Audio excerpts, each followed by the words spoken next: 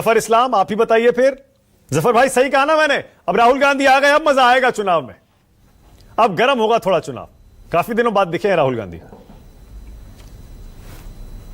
अरे चुनाव देखो भाई, कोई टूरिस्ट आने से मोमेंट्री प्लेजर किसी को उनसे जिनको फायदा हो शायद उनको हो जाए, बट जनता में क्या कोई फर्क नहीं पड़ेगा। जनता जानती है कि वो पॉलिटिकल टूरिज्म करते हैं, कभी यहाँ कभी वहाँ, इलेक्शन के दौरान जो बाहर रह जाते हैं। मेरे टॉक बैक आ रहा, जरा ध्यान रखिएगा। हाँ, मैं ठीक करवाता हूँ हाँ, जी। हकीकत यह है कि देखिए, ममता बनर्जी इसलिए आज रो रही हैं, इसलिए कि उनका अपना पोल ना खुल जाए। हकीकत सबको पता चल जाएगा कि वो कितना करप्शन कर रही है, किस तरह से मनी लॉन्ड्रिंग कर रही है, आईपैक के थ्रू किस तरह से यूज कर रही है मनी लॉन्ड्रिंग के। उनके हमको वोटर्स के लिस्ट और उनके वोटर स्ट्रेटेजी, अरे किसको चाहिए जो देश के हर स्टेट में सत्ता बनानी आ रही हो, वो अपने जनता का विश्वास जीतती है। उनके स्ट्रेटेजी से कुछ नहीं हमको होता है। हमें क्यों स्ट्रेटेजी चाहिए? गलत बयानी से काम ले रही है। वो खुद छुपाने के लिए वहां पर जो दस्तावेज मिलते हैं उसको लेकर भाग गए, इसलिए कि कहीं एक्सपोज ना हो जाए। लेकिन ये भागने से भी एक्सपोज हो गई है कि वो कुछ ना कुछ छुपा रही थी। एक प्राइवेट प्रॉपर्टी में उनका क्या अधिकार थे, किस वजह से वहां पर पहुंची थी?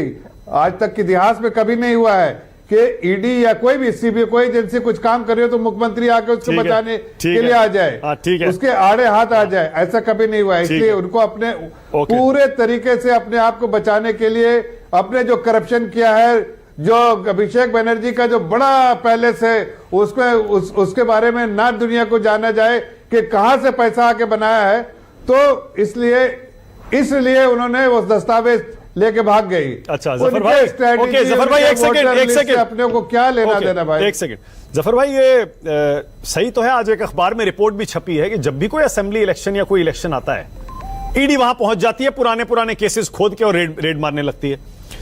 ये भ्रष्टाचार क्या मुद्दा ऐसा लगता है अब ये चुनाव का मुद्दा रह नहीं गया है, क्योंकि वो अजीत पवार का बयान, आप तो खुद महाराष्ट्र से सांसद रहे हैं, आप तो मुंबई में रहते हैं, वहां जो इलेक्शन चल रहा है आप क्लोजली फॉलो भी कर रहे होंगे।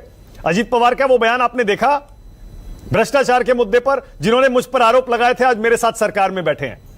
तो भ्रष्टाचार का मुद्दा बचा कहां है? रेड हो जाए उससे भी क्या फर्क पड़ने वाला है?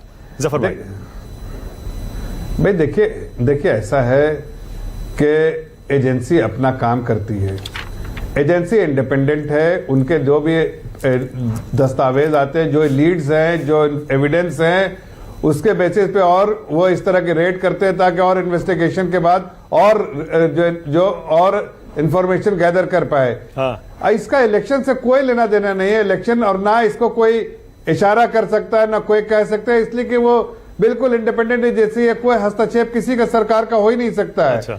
ये अपने आप में काम करती है और उनको जब इंफॉर्मेशन मिलता है तो काम करती है। हाँ। लेकिन इस तरह की बातें वो करते हैं जिनको डर लगता है। अच्छा, और जफर भाई ठीक है, ओके, के लिए गई थी, टाइमिंग पर आप कह रहे हैं, टाइमिंग पर आप क्यों लेके भाग गई वो? टाइमिंग पर आप क्यों सुनिए ना, खड़ा रहना पड़ा भाई? एक सेकंड, आप टाइमिंग पर कह रहे हैं कि एजेंसी को सबूत मिलता है तो कार्रवाई तब हो जाती है, और जब सबूत होते हुए भी कार्रवाई ठंडे बस्ते में डाल दी जाती है सिर्फ इसलिए क्योंकि वो आपकी तरफ आ जाता है, ये कैसे होता है? देखिए ऐसा कोई नहीं है। मैं कहता हूं कि आज मैं कहता हूं आपके सामने बंगाल का इलेक्शन है ना। हाँ।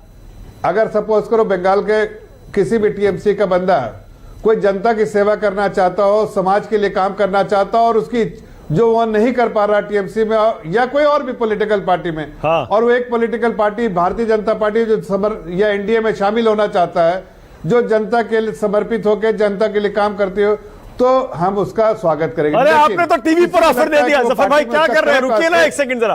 अरे आपने तो चुनाव चल रहा है, टीवी पर आपने ऑफर दे दिया, टीएमसी के नेताओं बीजेपी में आ जाओ, स्वागत है आपका, आप पर भ्रष्टाचार के आरोप हैं तो भी कोई बात नहीं।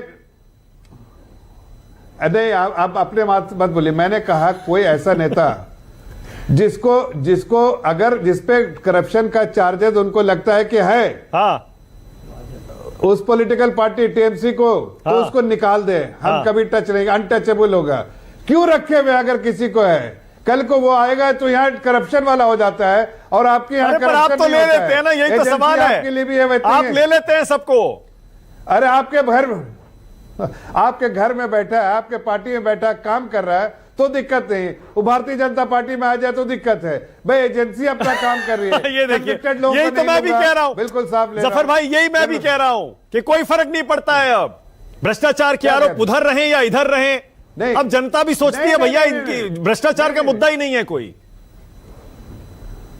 है ना मुद्दा। देखिए मैं कह रहा हूं कि आप अपनी पार्टी से, टीएमसी को मैं फिर से कह रहा हूं, आप सूची दे दीजिए, ये करप्ट लोग हैं मेरी पार्टी में, हाँ। वो अनटचेबल होंगे, आप दे दीजिए सूची। फिर बाद में मत बोलिएगा कि अगर इसके अलावा कोई आ गया तो उसके पर करप्शन का चार्ज लगा अच्छा, दीजिए। ठीक है, okay. As far as agency is concerned, agency में हमको हस्तक्षेप नहीं, अपना काम कर रही है। ठीक। कन्विक्ट कोई होगा उसको नहीं लिया जाएगा। हाँ। कन्विक्टेड पार्टी के, किसी पार्टी का भी हो, कन्विक्टेड होगा रे। और हमारे यहाँ भी कोई पार्टी में अगर कोई कर रहा कार्रवाई, अगर किसी एजेंसी कोई भी करती है, हम उसको कोई रोकते नहीं है, उसको पूरा पूरा पूरा पूरा पूरा छूट है। इंडिपेंडेंट एजेंसी है, किसी अच्छा, के जफर साथ भाई, भी कर सकती है, चाहे पार्टी का हो, जिसकी ओके पार्टी जफर का। भाई, जी। मैंने अजीत पवार का इंटरव्यू किया था, मैंने उनसे पूछा कि वो फडणवीस जी को, पीएम को आपने माफ कर दिया क्या 70,000 करोड़ के घोटाले के आरोप के लिए? वो बोले पुरानी बातें हो गई, छोड़ दो। मैं कह रहा हूं कि आपको तो कम से कम उनसे माफी मांग लेनी चाहिए पार्टी के तौर पे कि हमने आप पर गलत आरोप लगाए थे। वाह जी वाह, वो खुद ही कह रहे हैं कि ये सब इलेक्शन की बातें हैं, इलेक्शन तक खत्म हो गई, अब आप हमको क्यों उस पर घसीट रहे हैं भाई। ओके, अब ऑलराइट, देखिए, हाँ ठीक है, ठीक है, ठीक है, ओके, छोड़ो कल की बातें, ठीक है, छोड़ो कल की बातें, छोड़ दी, चलिए छोड़ दी। ओके, संजय शर्मा।